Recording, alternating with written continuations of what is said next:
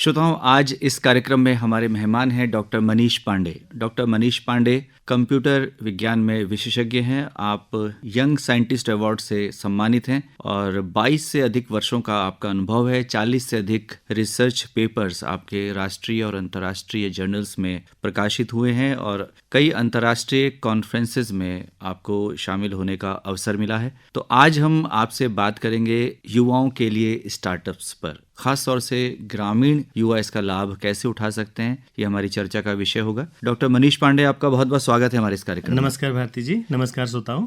Doctor Manish Pandey, हम आम तौर पर सरकारी नौकरियों की बात करते हैं और हम सब जानते हैं कि सरकारी नौकरियां उतनी नहीं हैं जितनी बड़ी हमारी जनसंख्या है, जितने युवा हमारे पास प्रशिक्षित हैं, शिक्षित हैं। यहाँ पर बात की जाती है स्वरोजगार की। स्वरोजगार में भी स्टार्टअप एक नई अवधारणा के रूप में हमारे सामने आया है और कई वर्षों से इसमें हमारे देश में कार्य हुआ है और हमने बहुत तेजी से इसमें विकास किया है। आप हमारे ग्रामीण युवाओं को बताएं कि ये स्टार्टअप क्या है। देखिए भारती जी, सबसे बड़ी जो अभी समस्या उभर के आ रही है वो रोजगार की ही है। और मैं देखता हूँ जहाँ तक हमारे ग्रामीण अंचल की बात है और जो हमारा उत्तराखंड का क्षेत्र है, उसमें लगभग सभी जो हमारे युवा हैं वो 2-4 तरह के ही व्यवसाय सोच पाते हैं। या तो जैसे वो 12वीं पास करते हैं तो वो आर्मी की तैयारी, जो है हमारे फौज में जाने की तैयारी करते हैं, या फिर वो ग्रेजुएशन करते हैं और साथ साथ होटल मैनेजमेंट की तैयारी करते हैं और वो होटल्स में निकल जाते हैं। और या फिर जो है वो बीएड करेंगे, फिर टीचर बनने की कोशिश करते हैं, या फिर वो सरकारी सेवाओं के लिए प्रयासरत रह जाते हैं और उनकी उम्र धीरे धीरे 25 साल, 27 साल, 30 साल तक उनकी पहुंच जाती है, जिससे जो है एक बेरोजगारी की समस्या धीरे धीरे जो है हमारे समाज में एक जड़ पकड़ती जाती है। इसके लिए बहुत जरूरी है कि युवा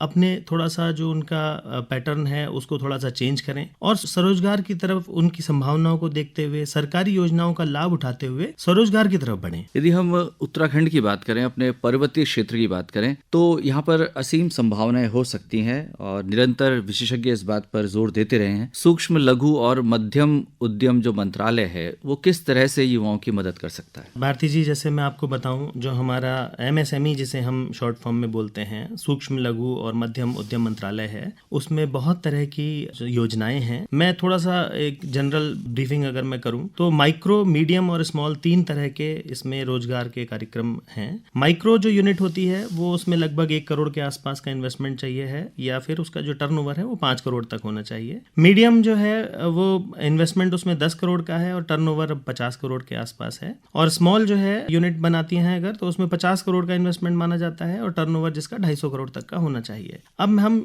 जो है जनरल अगर हम बात करें, हमारा जो पर्यटन है, यहाँ पर जो उत्तराखंड में डिफरेंट तरह के व्यवसाय हैं, उसमें पर्यटन है हमारे पास, और ऑर्गेनिक फार्मिंग है, होम स्टेज हैं, होटल रेस्टोरेंट्स हैं। ये सब आज की दौर में प्रमोट करे जा रहे हैं और ये चल रहे हैं। लेकिन इसके अलावा भी बहुत सारे ऐसे स्वरोजगार हैं जो कि हम धीरे धीरे हम इनको अगर कोशिश करें तो इनमें बढ़ावा दे सकते हैं। कुछ कार्यक्रम तो चलाए जा रहे हैं जो कि सेल्फ हेल्प ग्रुप्स और NGOs के माध्यम से चलाए जा रहे हैं, लेकिन उसका कोई बिजनेस मॉडल एक तरह से नहीं है। वो हमारे ग्रामीण क्षेत्रों में ही महिलाएं अपना छोटा छोटा काम कर रही हैं और छोटे छोटे कभी मेले लगते हैं, आपने देखा होगा, कभी परेड ग्राउंड में बैठे होते हैं। तो ऐसा कोई एक मॉडल सा नहीं है जिसपे उनको एक व्यवसाय के तौर पर, एक स्वरोजगार के तौर पर देखा जा सके। वो सिर्फ एक समाज सेवी कुछ लोग NGOs के माध्यम से काम कर रहे हैं जिसमें महिलाओं को जोड़ा गया है। हम उत्तराखंड की बात करें खास तौर से, इसमें रोजगार की क्या संभावनाएं हैं डॉक्टर मनीष पांडे? खास तौर से मुख्यमंत्री स्वरोजगार योजना संचालित हो रही है इस राज्य में। जी, अभी मुख्यमंत्री स्वरोजगार योजना है जिसके अंतर्गत सभी राष्ट्रीयकृत बैंक हैं, क्षेत्रीय ग्रामीण बैंक हैं और राज्य सहकारी बैंक हैं, जिनके माध्यम से मैन्युफैक्चरिंग सेक्टर में, यानी कि विनिर्माण क्षेत्र में, और सेवा व्यवसाय में, यानी कि सर्विस सेक्टर में जो है लोन की सुविधाएं हैं। जिसमें अगर मैन्युफैक्चरिंग की बात करूं तो लगभग 25 लाख का लोन मिल जाता है, और अगर सर्विस सेक्टर की बात करूं तो लगभग 10 लाख के आसपास का लोन मिल जाता है। जिसके लिए जो पात्रता है, उसके लिए जो युवक है वो 18 वर्ष का होना चाहिए, एक मैक्सिमम 70 साल तक उसमें लोन हो जाता है। शैक्षिक योग्यता की कोई इसमें बाध्यता नहीं है, बस यह है कि कोई बैंक का डिफॉल्टर नहीं होना चाहिए, पहले कोई बैड लोन में ना हो, 5 वर्ष के भीतर कोई भी पुरानी सरकारी योजना का लाभ उसे नहीं मिला हो, और परिवार के किसी भी एक ही सदस्य को इस योजना के अंतर्गत लाभान्वित किया जाएगा। और इसमें कुछ विशेष श्रेणियां भी रखी गई हैं, जैसे अनुसूचित जाति, अनुसूचित जनजाति जनजाति, पिछड़ा वर्ग, अल्पसंख्यक, पूर्व सैनिक, महिला, दिव्यांगजन, इस तरह से छोटी छोटी कुछ इसमें डिफरेंट पात्रता बनाई गई हैं, जिससे लोन बहुत ही सुविधाजनक तौर पे मिल सकता है। बस ये है कि जो प्रोजेक्ट रिपोर्ट है वो आप अच्छे से बनाएं, वो क्या करना चाहता है, आगे बिजनेस मॉडल क्या रहेगा, लोन को वापस करने के क्या तरीके रहेंगे,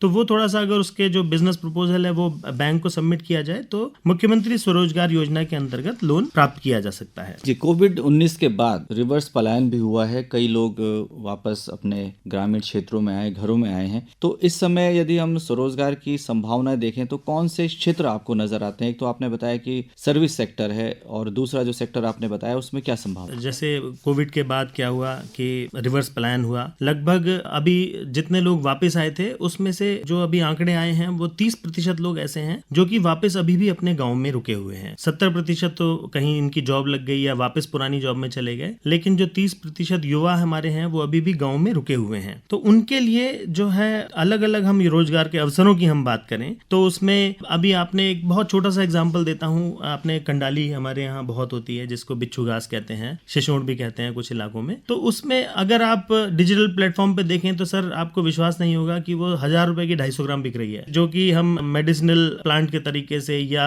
green tea, herbal tea, immunity booster, बहुत तरीके से उसको यूज करके उसको जो है बहुत सारे डिजिटल प्लेटफॉर्म्स पे बेचा जा रहा है। तो ये एक छोटा सा एग्जाम्पल है। अगर हमारे युवा हैं, अगर वो कुछ इस तरह से, अगर मैं हर्बल टी की ही बात करूं, अगर वो हर्बल टी के तौर पर उसमें चाय हमारे यहाँ होती है बहुत सारे जगहों पर, उसमें हम अगर तुलसी मिलाएं या फिर अगर उसमें हम कंडाली भी मिला दें और उसको हर्बल टी के नाम पे बेचा जाए तो इसमें बहुत सारी संभावनाएं हैं। साथ साथ मैं देखता हूं कि अगर एक छोटा सा तुलसी का ही पौधा है, तुलसी के पौधे में मेडिसिनल प्लांट्स के इतने गुण हैं, उसमें जड़ी बूटी की श्रेणी में आता है, तो उससे ही रोजगार की संभावनाएं बहुत हो सकती हैं। तो ये एक छोटा सा मैंने एग्जाम्पल दिया। इसके अलावा भी बहुत सारे, जैसे अभी हम पर्यटन देखते हैं कि अभी 4 धाम यात्रा हमारे पास है इतना, तो उसमें कोई स्वीट शॉप खोली जा सकती है, कोई टेलर शॉप है, इलेक्ट्रॉनिक शॉप है, सलून है या कॉस्मेटिक शॉप है। ये तो हमारे जो पुराने जो व्यवसाय हैं वो तो अभी है ही हैं। साथ साथ अभी जैसे मोबाइल रिपेयरिंग की शॉप हो सकती है या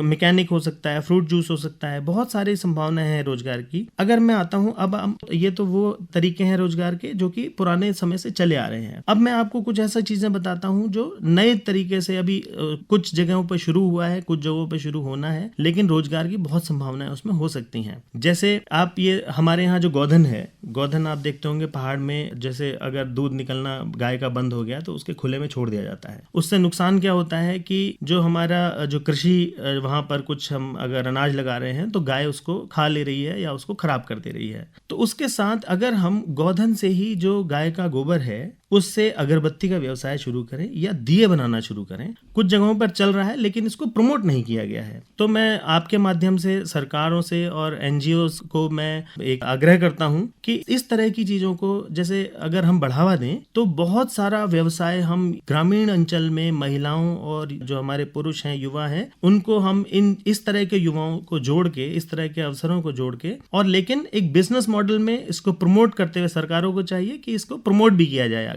एक दिया लगभग 5 रुपए का बिक जाता है। 100 दिए अगर दिन में बन रहे हैं गाय के गोबर से, तो वो जो है आगे 500 रुपए का उसका पर डे का उसका इनकम वो जनरेट कर सकती, कोई भी महिला। अगर मैं देखूं घर बैठे गोधन से ही, जो कि घर में ही चीज रॉ मटेरियल अवेलेबल है, और अगर मशीनरी का सपोर्ट उसको किसी भी सरकारी योजना के अंतर्गत लोन से अगर उसको मशीनरी मिल जाए तो वो छोटी छोटी चीजों का प्रोडक्शन कर, अगरबत्ती का व्यवसाय हो सकता है, कैंडल हो सकती है, मोमबत्ती हो सकती है, मैच बॉक्सेस हो सकते हैं, पेपर कप प्लेट हो सकते हैं। हमारे यहाँ जो है आगे गोट फार्मिंग में आपको बताऊं, बेसिक सा एक शुरुआत होती है। अगर 8 बकरियां और 2 बकरे पाल लिए जाएं तो 1 साल के अंतर कम से कम 5 से 8 लाख रुपए तक उससे जनरेट किए जा सकते हैं, जिसमें सरकार की बहुत अच्छी योजनाएं हैं, लोन मिल सकता है। तो मैं युवाओं से आग्रह करूंगा कि थोड़ा सा जो अपना नॉर्मल जो पैटर्न है उसको हट के स्वरोजगार की तरफ ध्यान दें और ये छोटे छोटे व्यवसायों को शुरू करके आगे हम स्वरोजगार के माध्यम से आगे बढ़े, जिससे रोजगार की जो समस्या है, जो हम आंकड़े आते हैं कि इतने % बेरोजगारी है, उससे हम उबर सकें, उससे आगे निकल सकें। बहुत ही विस्तार से डॉक्टर पांडे आपने हमारे युवा साथियों को बताया, थोड़ा बताएं कि MSME में जो रजिस्ट्रेशन होता है ये किस तरह से होता है? जी, MSME एक सरकार का पोर्टल है, मंत्रालय है, जिसका अगर मैं वेबसाइट आपको बताऊं तो 2 वेबसाइट हैं इसकी रजिस्ट्रेशन करने के लिए। msme.gov.in gov.in ये सरकारी वेबसाइट है। किसी भी तरह के किसी एजेंट के चक्कर में ना पड़ें और सीधे वेबसाइट पर जाएं। आपके पास एक आधार कार्ड होना चाहिए अपना और मोबाइल नंबर होना चाहिए। जो गवर्नमेंट की जो वेबसाइट्स होती हैं उनके आगे gov.in लिखा हुआ होता है। मैं अपने जो युवा हैं उनको बताना चाहता हूँ, क्योंकि बहुत सारी वेबसाइट्स ऐसी हैं जो कि भ्रामक प्रचार करके पैसे ऐंठते हैं। हमेशा उस वेबसाइट पर विश्वास करें जिसके आगे gov.in जो सरकारी वेबसाइट्स हैं उन पे जो है विश्वास किया जाए। तो MSME रजिस्ट्रेशन के लिए 2 तरह के वेबसाइट हैं, एक msme.gov.in है और एक उद्यम registration.gov.in है। उसमें आपसे आपका आधार नंबर मांगा जाएगा, आपका नाम, फोन नंबर मांगा जाएगा, बेसिक डिटेल्स मांगी जाती हैं। एक OTP जनरेट होगा, आप उसको OTP डालेंगे और आप 5 मिनट के अंदर अपनी MSME को रजिस्ट्रेशन कर सकते हैं।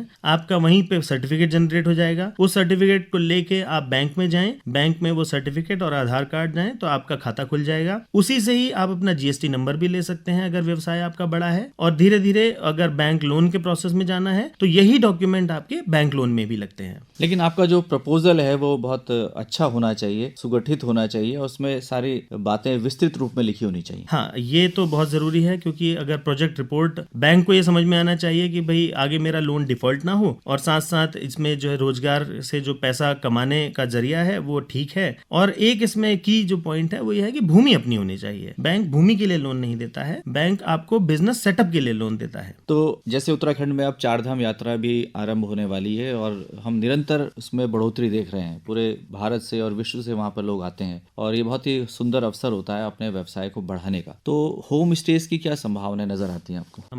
आपने देखा होगा कि पौड़ी जिले में कुछ ऐसे गाँव हो गए हैं जिनको घोस्ट विलेज घोषित कर दिया गया है। तो इसमें क्या है कि हमको चाहिए कि जो युवा वापस आए हैं वो सरकार से मदद लेकर जो हमारे जो पुराने जो घर हैं उनको थोड़ा सुव्यवस्थित करें। और सरकार इसमें बहुत सहायता कर रही है। पुराने घरों को ठीक करने के लिए आप होम स्टेज के तहत उसमें रजिस्ट्रेशन करा सकते हैं, लोन ले सकते हैं। और जो पर्यटन है उसमें 4 धाम यात्रा तो है ही, साथ साथ और भी कुछ जगह हैं जो हम धीरे धीरे सरकारें डेवलप कर रही हैं। अलग अलग इसमें जो है सर्किट बनाए जा रहे हैं और उन सर्किट्स पे अगर आप आ रहे हैं उन सर्किट्स में तो आप अपने घरों को ठीक करके सुव्यवस्थित करके होम स्टेज योजना के अंतर्गत इसका लाभ उठा सकते हैं। तो डॉक्टर पांडे, अंत में हमारे ग्रामीण युवाओं से क्या कहना चाहते हैं? मैं ग्रामीण युवाओं से यही कहना चाहता हूँ कि आप लोग जो रोजगार के लिए अभी बहुत ज्यादा सेंसिटिव नहीं है। हम लोग सभी ये चाहते हैं कि जो है सरकार जो है हमें नौकरी दे, और या प्राइवेट जॉब की तरफ भी